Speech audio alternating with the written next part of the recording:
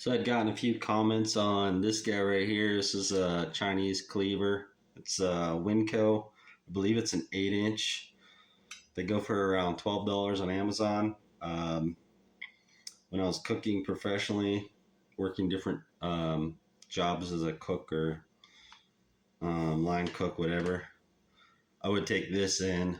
Uh, Sometimes I'd be using that for the bigger jobs like onions and stuff. I know onions aren't a real big job, but then I would use the Santoku, for some of the more delicate stuff. You know, you're just doing sandwiches or stuff. This is perfect. It's really light.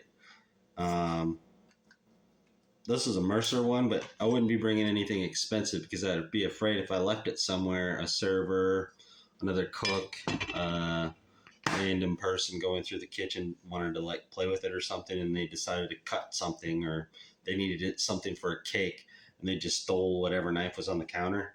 I wouldn't want to cry if they used that and put it on a plate. I could sharpen it back up or just buy a new one.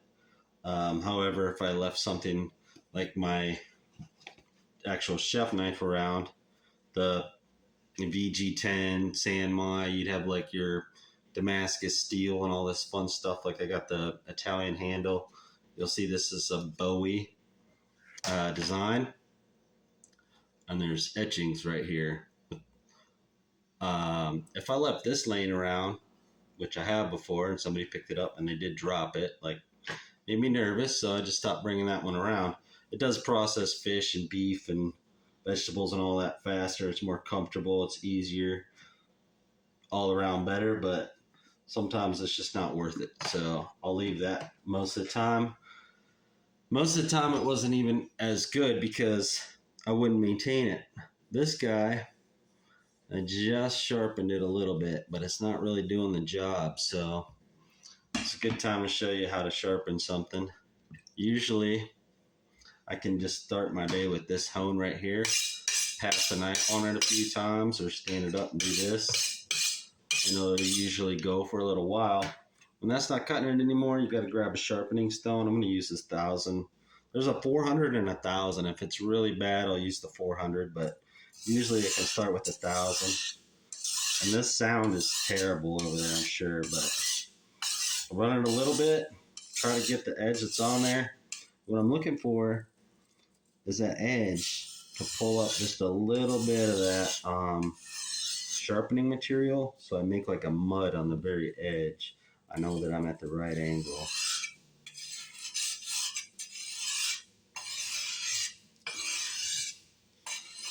When you're shaving just a little bit off of there, or pretending like you're just shaving a little bit off of there, that's how I get the edge on there a little bit easier. Because like there's all these different rules for how many finger widths and stuff, and then you hold that. It's really hard when you're trying to learn. It was just easier for me to try to make that mud and imagine shaving invisible hairs off of that stone. I just use a little bit of water every couple passes so it doesn't get real dry. You're kind of polishing it like you would waxing a car or something, but you don't want to be totally wet because then you're not getting any friction and no metals coming off. You want to take a little bit off of there. Rinse every once in a while, just because I don't want the metal in the lemon. I don't have a tomato today. That's usually the way I test these. It's an older lemon, so it's going to be hard to cut no matter what, but that's just not making me happy. So I'm going to continue my little process here. Hone it every once in a while just to get the burr off on the edge.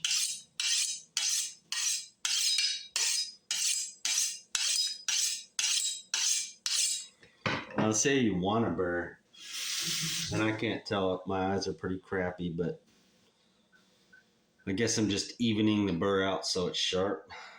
Either way, if it's not cutting, I have to go and do something different or do it again. Now we're pretty good, but what I'll do is I'll wipe that off since it's a lemon. You don't want something real acidic the citrus, especially on that blade. Wipe that off. I'll put it back in the sheath, and then I'll put it away carefully, of course, because now I just made a little razor. And just to show, this really expensive knife right here hasn't been maintained in a while. I just tried to sharpen it a little bit, but I didn't really give it much time. It's a different metal, so it takes a little bit more love. It's having a really hard time getting through there. And this is over 10 times the price, so it's not so much about the steel as much as how you're taking care of it. Now I give this a little love, it'll be better. You can tell just by the shape and the size, it's going to handle much better. But that thing right there does what this thing does on a normal day. It's a little bit lighter. It's a little bit more flimsy, but it's also really slicey. For something like this, if there's any lemon left, I could just show you. It goes through it a lot easier, so it might be a cheaper blade steel, but it does hold up pretty well as long as you're not doing big things like trying to cut squash or, I don't know, pumpkins or something. You want something sturdier like that cleaver, a regular kitchen knife, a big one preferably. Be careful, obviously, but this will do a good job on the smaller stuff. You have smaller watermelons, tomatoes, peaches, stuff like that.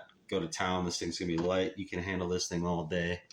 But that cleaver, wanted to make a video real fast. That thing is cheaper than dirt, but man, is it a workhorse. Like, this thing just goes. As long as you take care of it, go for it. What I did was I took some of the branding off of there with a Scotch-Brite, and then I went pretty heavy with a file right here, because as soon as you start using it, your finger digs in right there. If you have a pinch grip like me, and then right up here, your finger's sitting there. Just take a regular old file from the garage, get rid of some of that stuff, and you have something that's worth the same as $150 chef knife. You might take a little while to build up that strength, that forearm strength for this thing, but you're not picking it up and chopping every time. You can sit there with herbs and stuff and just rock it. You can use it like one of those paper cutters. It's totally great. They have different sizes, and then you can always go with the Mercer. They have different Asian style ones, and these are pretty nice for starting out. I think you're looking at like $30-40. And then again, if you decide you want to leave it on the counter or something, you're not going to cry if somebody comes by, or your little sister or something, if you're living at home, learning how to cook. Don't leave it on the counter for your little sister, but if they do drop it on the floor, you're not going to cry. Just let it go, because all of these knives is still cheaper to just drop it and buy a new one than have it go in your toes. So best of luck. Watch a few sharpening videos, but I recommend you just buy a 400, 1000 stone. And remember, that's not the perfect thing for every single knife. This is great for these cheaper ones. I love it. For these more expensive ones, what I'm finding out with the different steels is you might be into different grits, and you might even just be better off with a strop, I'm told. I try to polish it and stuff. I have trouble actually still maintaining this properly. It takes a while for me to get a good edge on it. So I recommend starting with one of these, even though I've processed thousands of pounds of beef and chicken and fish and veggies and fruits and stuff. These are still easier, and they're easier to maintain. So I'm not going to judge you. Nobody's going to judge you if you buy these, even if you're working professionally. This thing still got me so many compliments. People were so obsessed to like, try this out. Can I use it? You know, and they have like $200 Asian knives sitting there. And they want to try this thing out. It's like, absolutely go for it. It's just fun. So do you. Have a good day. Hope this helps somebody somehow. Appreciate you guys.